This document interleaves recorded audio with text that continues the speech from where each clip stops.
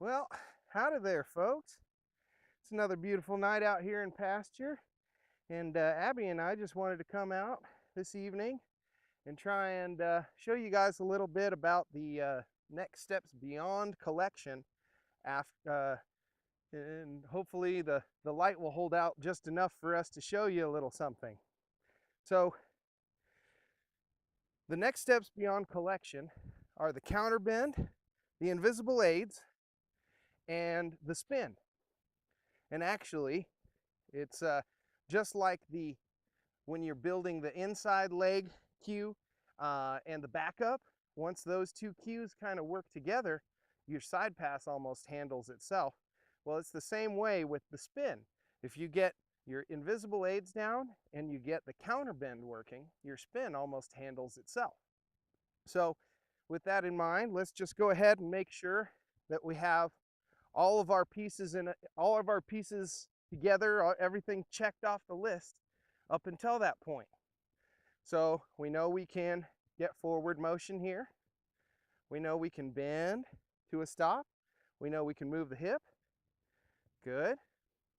We know, let's go ahead and ride off. So let's check a little steering. Make sure that we can make a circle to the left here. Very nice. And then a circle to the right. And that's a little tight circle there. So let's pick up the trot and see if we can still maintain our steering. There we go. While we think about where we're going.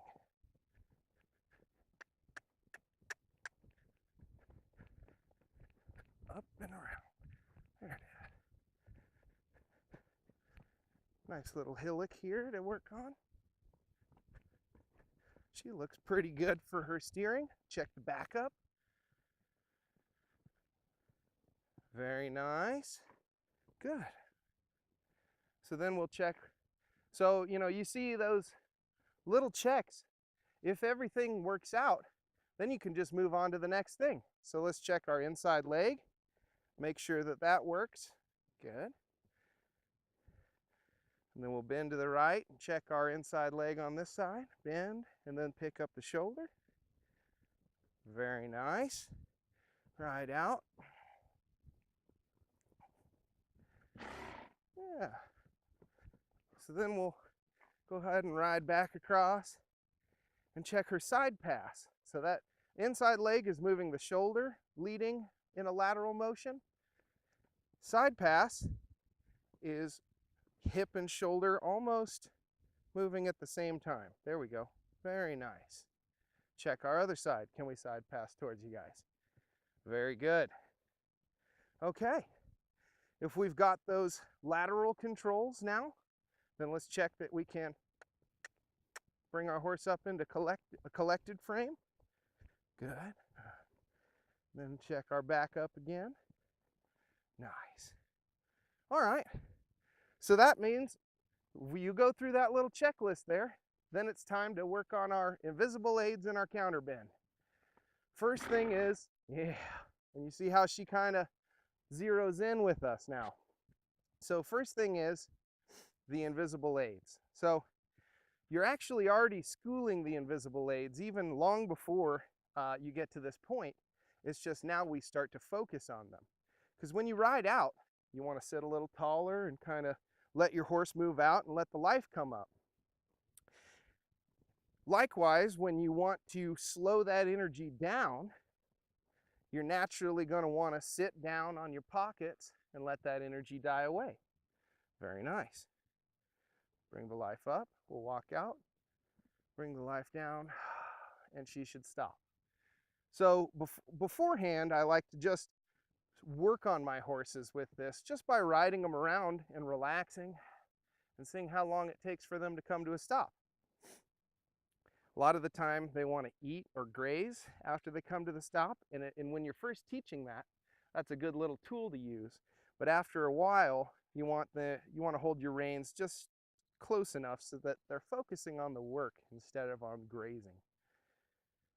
So if you can bring the life up like this and bring it back down like that, then that's where our invisible aids start. because you want to be able to stop your horse just off of your seat. So if that, let's say that didn't work. Say I bring the life up, she starts moving out.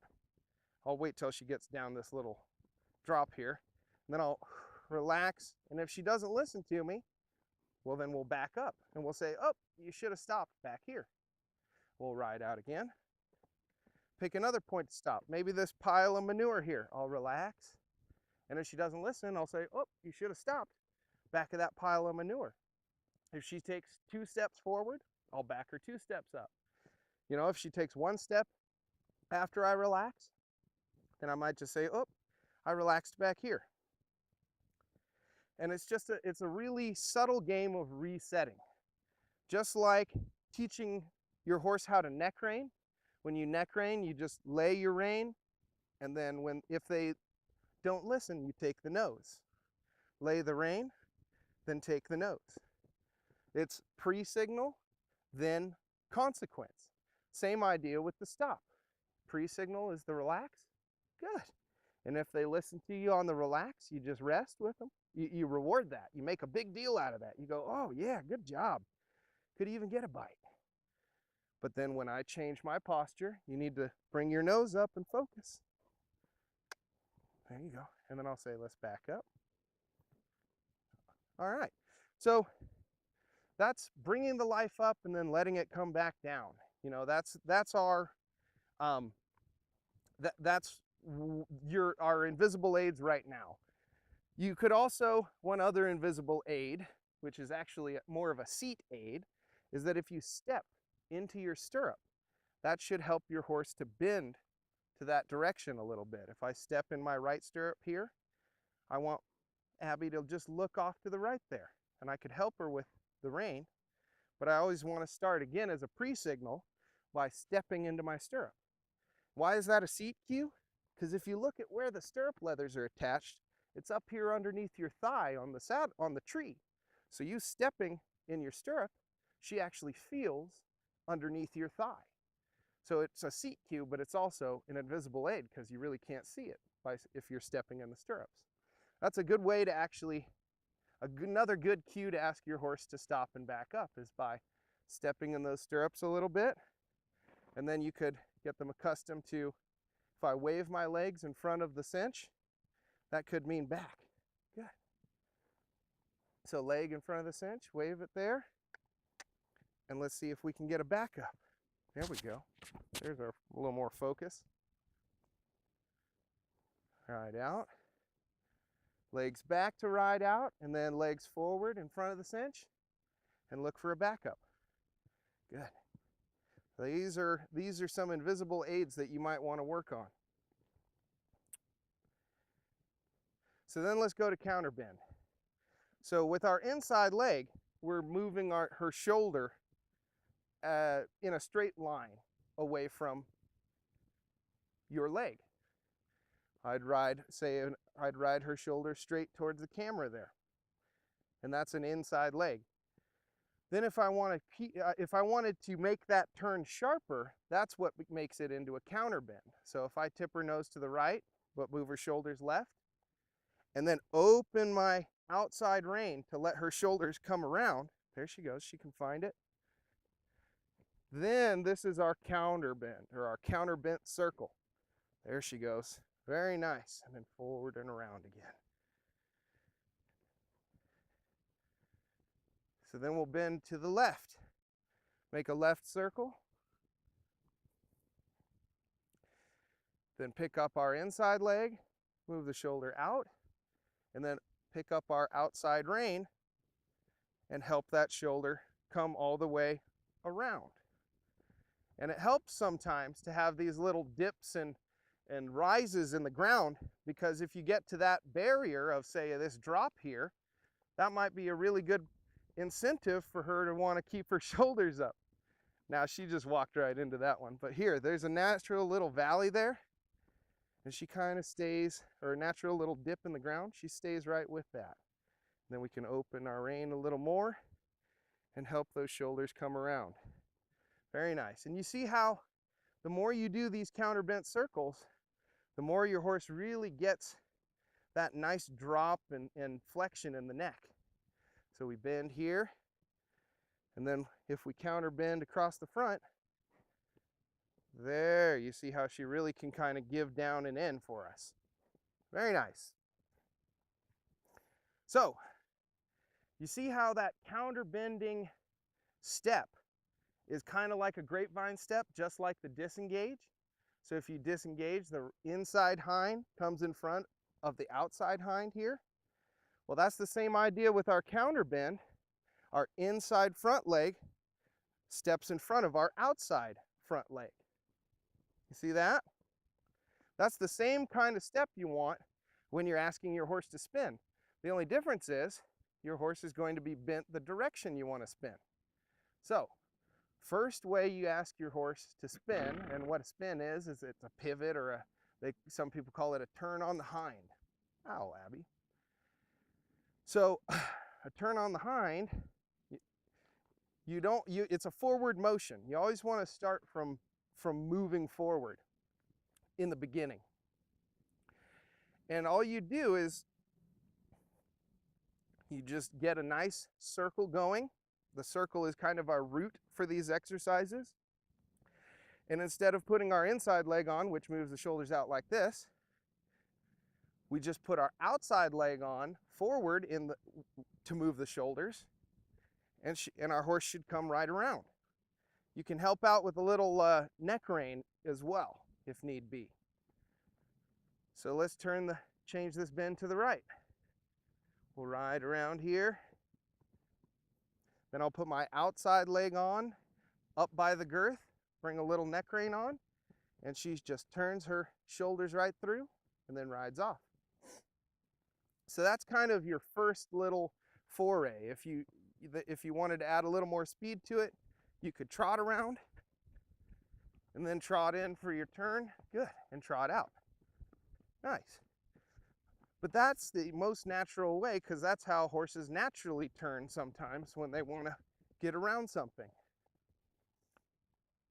So then you could also, so you've already built that cue in there just because we've been doing the counter bending, and she knows to get her shoulders away from our legs.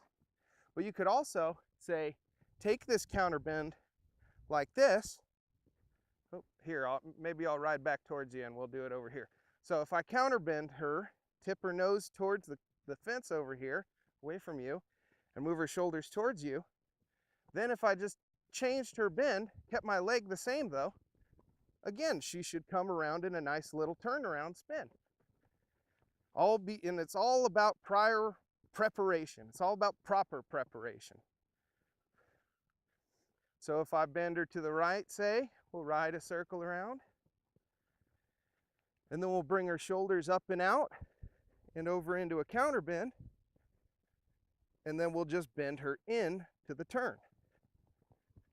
There, and she should go right around for us. So one other way of working ourselves into this spin is by engaging the hindquarters. So we'd start with asking for a disengage step here. And once we felt she was pushing off with her hindquarter fairly well, then we wait for her to plant it and then swap legs and draw our neck rein on. And that should allow those shoulders to step right around as well. So once again, we'll ride up around in a circle, push her hips up and out now, and then swap legs and draw our neck rein on. Good girl. And you'll see that's how easy it is to build in that spin.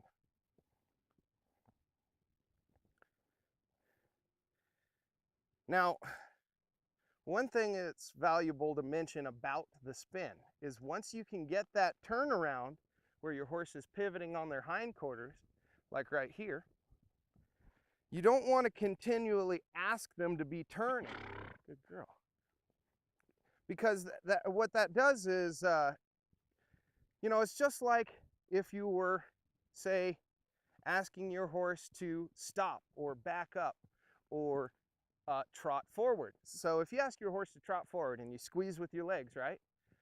Once your horse starts trotting, you want to release with your legs. If you kept squeezing with your legs, your horse would either canter, and then if you kept squeezing, they get cranky and they'd probably try and buck you off. See, it's about pressure and release. So we want to release when our horse is doing the right thing and add pressure when our horse is doing the wrong thing, right? So if they're going too slow and you add your legs and they speed up, you take your legs away. Well, it's the same thing with the turn. If you ask your horse into the turn here and they keep turning, now that might be not quite enough turn. So we'd ask her to turn a little tighter and then we'd release. Oh, got distracted. Then my leg and my hands come on again and then we release. And then here she runs out. So I'll back her up and put her in the turn again. And there she thinks about leaving. So we'll back. All right, let me reset on that. So it's all about getting our horse to want to be in the turn, just like they want to go forward, right? So if we were to ask her to go into the spin, the times we want to bother her is when she's not spinning, and the times that we want to leave her alone is when she is. So if we tip her nose, say to the left, and ask her to start turning, the moment she does, we'll toss those reins to her. Now look what she did. She walked out of that turn. So I'm going to back her up to where she was and go, all right, that's where we were. Now start turning again. Here she walks out. So I'm going to back her up to where we were. Say, no, we were there. Let's start turning. Oh, there she forgets where we were. So we'll back up, say start turning. And there she's turning on her own, and without me having to do much other than right there, she walked out of it. So I brought my leg on, and now I'm doing nothing. I'm just leaving my hand right here on the rein. Up there, she forgets about it. So we'll go back into the turn, and we'll get back here up onto the hill, just so we can start again into the turn. There it is. And I'll just ask a couple times in succession.